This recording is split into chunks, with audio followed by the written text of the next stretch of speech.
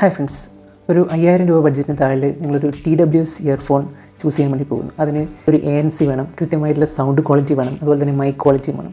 ഇതെല്ലാം കൂടി ഒരുമിച്ച് വരുന്ന അത്യാവശ്യം നല്ല മികച്ച ഒരു ഓപ്പോയുടെ ഒരു ഇയർബഡ്സ് ആണ് Oppo Enco Air 2 Pro. So ഇതിൻ്റെ ഒരു അൺബോക്സിങ് റിവ്യൂ ആണ് ഈ ഒരു വീഡിയോ.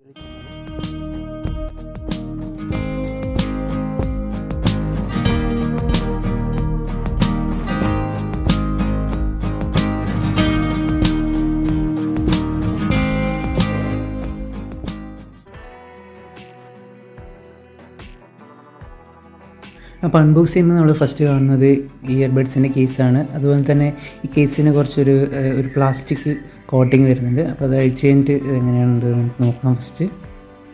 അപ്പോൾ കേസിൻ്റെ പുറത്തൊരു ഓപ്പോൻ്റെ ബ്രാൻഡിങ് നമുക്ക് കാണാൻ പറ്റുന്നുണ്ട്. കേസ് നമ്മൾ ഓപ്പൺ ചെയ്യുകയാണ്. അപ്പോൾ ഇങ്ങനെയാണ് ഈ ഇയർബഡ്സ് ഇതിൽ കാണാൻ പറ്റുന്നത്. ഗ്രേ കളറിലുള്ള ഇയർബഡ്സും അതുപോലെ തന്നെ കേസുമാണ് നമുക്ക് കിട്ടുന്നത്. അത്യാവശ്യം നല്ല ഭംഗിയുണ്ട് ഇയർഫോൺസ് കാണാൻ വേണ്ടിയിട്ട്.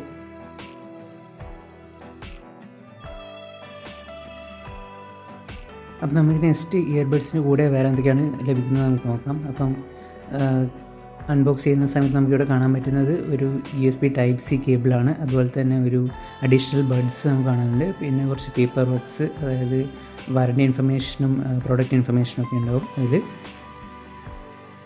ഇയർബഡ്സ് വിത്ത് സ്റ്റെമ്മാണ് നമുക്ക് വരുന്നത്. അപ്പോൾ ഇതിൻ്റെ ഹിഞ്ച് ക്വാളിറ്റിയും അത്യാവശ്യം നല്ല ഹിഞ്ച് ക്വാളിറ്റി നമുക്ക് കാണാൻ പറ്റുന്നുണ്ട് കേസിന്. സോ ഇയർബഡ്സ് ലൈറ്റ് വെയിറ്റ് ആണ്, കാണാൻ തന്നെ നല്ല ലുക്ക് ഉണ്ട്. അതുപോലെ തന്നെ ചെവിയിൽ വെച്ചാലും നല്ലൊരു കംഫോർട്ട് ഉണ്ടാകുമെന്ന് എനിക്ക് തോന്നുന്നത്.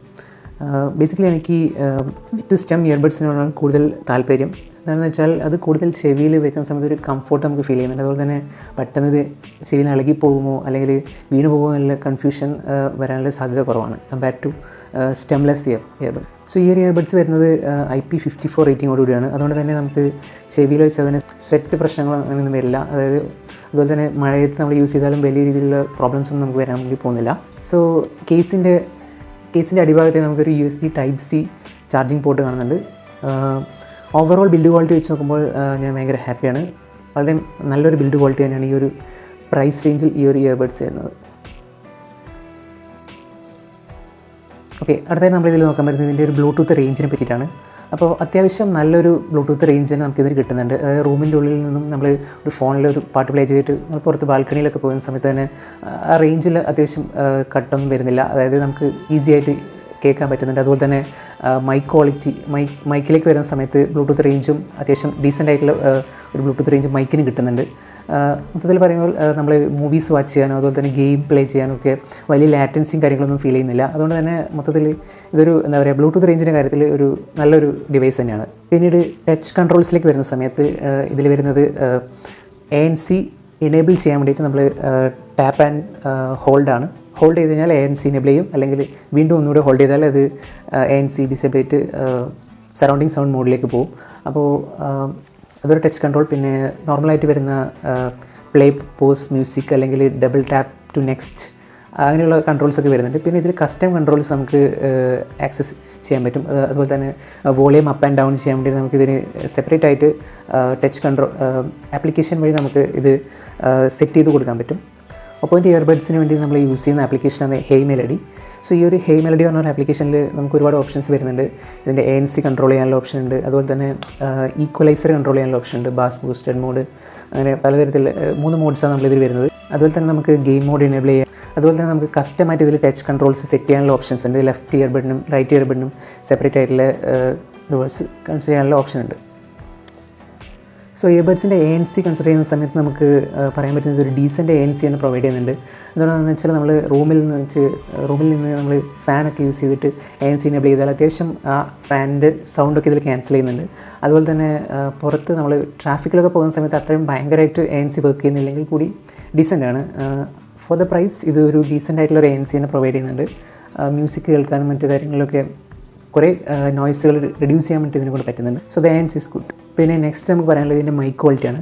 മൈക്ക് ക്വാളിറ്റി അത്യാവശ്യം അടിപൊളി മൈക്ക് ക്വാളിറ്റി തന്നെയാണ്. അതിൻ്റെ കാരണം എന്താണെന്ന് വെച്ചാൽ നമ്മൾ ഈ ഒരു പ്രൈസ് റേഞ്ചിൽ കിട്ടുന്ന ഓൾമോസ്റ്റ് എല്ലാ ഇയർഫോൺസിൻ്റെയും മൈക്ക് ക്വാളിറ്റി അത്രയും മികച്ചതാവാൻ സാധ്യതയില്ല. So compared to other earphones വെച്ചാൽ ഇതിൻ്റെ മൈക്ക് ക്വാളിറ്റി അത്യാവശ്യം നല്ല രീതിയിൽ തന്നെ വരുന്നുണ്ട്. സോ നമ്മൾ പ്രീമിയം ഇയർബഡ്സിൽ കാണുന്ന ആ ഒരു രീതിയിലുള്ള ANC നമുക്കിതിൽ എക്സ്പെക്റ്റ് ചെയ്യാൻ പറ്റില്ല. പക്ഷേ എന്നാലും അത്യാവശ്യം മികച്ച ഒരു ANC നമുക്ക് കിട്ടുന്നത്. So ANC compared with the mic quality അത്യാവശ്യം നല്ലൊരു പെർഫോമൻസ് ഇത് തരുന്നുണ്ട്. അതുകൊണ്ട് തന്നെ കോളിനും മറ്റു കാര്യങ്ങൾക്കൊക്കെ നമുക്ക് നല്ല രീതിയിൽ യൂസ് ചെയ്യാൻ പറ്റുന്നതാണ്. പിന്നീട് നെക്സ്റ്റ് പറയാൻ പറ്റുന്നത് നമുക്ക് ഇതിൻ്റെ ബാറ്ററി ലൈഫാണ്. ബാറ്ററി ലൈഫ് കമ്പാരിറ്റീവ്ലി മറ്റ് ഇയർബഡ്സിനെ വെച്ച് നോക്കുമ്പോൾ സമയത്ത് ഒരു കുറവായിട്ടാണ് കാണുന്നത്. 5 hours ബാറ്ററി ലൈഫാണ് നമുക്കിതിൽ കിട്ടുന്നത്. പക്ഷേ വിത്ത് കേസ് ആണെങ്കിൽ നമുക്ക് 20 hours ബാറ്ററി ലൈഫ് വരെ കിട്ടാൻ ചാൻസ് ഉണ്ട്. സോ വിത്ത് കേസ് നമുക്ക് it's very good battery life എന്ന് തന്നെ പറയാൻ പറ്റും. സൗണ്ട് ക്വാളിറ്റീൻ്റെ കാര്യത്തിൽ ഞാൻ ഭയങ്കര ഹാപ്പിയാണ്. കാരണം എന്താ വെച്ചാൽ ഇതിൻ്റെ വോക്കൽസ് അത്യാവശ്യം മികച്ച രീതിയിൽ വരുന്നുണ്ട്. അതുപോലെ തന്നെ ബേസ് ക്വാളിറ്റി അത്യാവശ്യം മികച്ചതായിട്ട് വരുന്നുണ്ട്. അതുപോലെ തന്നെ ട്രബിൾ കുറച്ച് മ്യൂട്ടഡ് ആയിട്ട് വരുന്നതായിട്ടാണ് കാണുന്നത്. പക്ഷേ കമ്പാരിറ്റീവ്ലി ഇൻസ്ട്രുമെൻറ്റ് സെപ്പറേഷൻ ഓൾസോ അടിപൊളിയായിട്ട് വരുന്നുണ്ട്. സോ സൗണ്ട് ക്വാളിറ്റിയുടെ കേസിൽ നിങ്ങളൊരു ബേസ് ഇഷ്ടപ്പെടുന്ന ഒരാളാണെങ്കിൽ അവർക്ക് ഈ ഒരു ഇയർഫോൺ നല്ല രീതിയിൽ ഇഷ്ടപ്പെടാൻ ചാൻസ് ഉണ്ട്. അതുപോലെ തന്നെ മൊത്തത്തിലുള്ള ഓവറോൾ മ്യൂസിക് ക്വാളിറ്റിയും ഇതിൽ മികച്ചായിരുന്നു. അതായത് നമ്മൾ ബേസ് ബൂസ്റ്റ് ചെയ്തിട്ട് ആ സൗണ്ടൊന്നും വോക്കൽസൊന്നും തിരിയാത്ത രീതിയിൽ മനസ്സിലാവാത്ത രീതിയിൽ ഇതിൻ്റെ സൗണ്ട് ട്യൂൺ ചെയ്തിട്ടില്ല. ബേസും നമുക്ക് കിട്ടുന്നതിൻ്റെ ആവശ്യത്തിന് മറ്റ് സൗണ്ട് ക്വാളിറ്റി നമുക്ക് ആവശ്യത്തിന് കിട്ടുന്നുണ്ട്. So it's A well balanced earphone എന്ന് വേണമെങ്കിൽ പറയാം. അതുപോലെ തന്നെ ഇതിലൊരു പ്രശ്നം ഞാൻ കണ്ടതെന്ന് വെച്ചാൽ ഇതിൻ്റെ ഫുള്ളായിട്ടുള്ള ഒരു എഫക്റ്റ് കിട്ടണമെങ്കിൽ ഒരു 60 to 70% വോളിയം നമ്മൾ അപ്പ് ചെയ്ത് വെക്കണം. കാരണം അത് ചിലവർക്ക് ഒരു പ്രശ്നമാണെന്ന് തന്നെ എനിക്കറിയില്ല. നോർമലി 50% വോളിയം യൂസ് ചെയ്യുന്ന ആൾക്കാരുണ്ട്.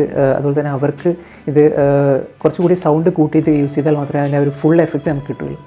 സോ അത് ചിലവർക്ക് ഇഷ്ടപ്പെടുന്നവരുണ്ടാവാം, ഇഷ്ടപ്പെടാത്തവരുണ്ടാവാം. ഓക്കെ, അപ്പോൾ ആസ് എ ഹോൾ നമ്മൾ പറയുകയാണെങ്കിൽ ഈ ഒരു TWS earphone one of the best under 5,000 ആണ്.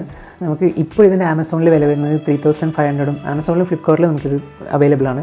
സോ ആ ഒരു 3,500 റേറ്റിന് ഇത് വെർത്താണ്. കാരണം എന്താ വെച്ചാൽ അതിൻ്റെ കൃത്യമായിട്ടുള്ള അത്യാവശ്യം മോശമില്ലാത്തൊരു ANC കിട്ടുന്നുണ്ട്. അതുപോലെ തന്നെ മൈക്ക് ക്വാളിറ്റി അത്യാവശ്യം നല്ലതാണ്.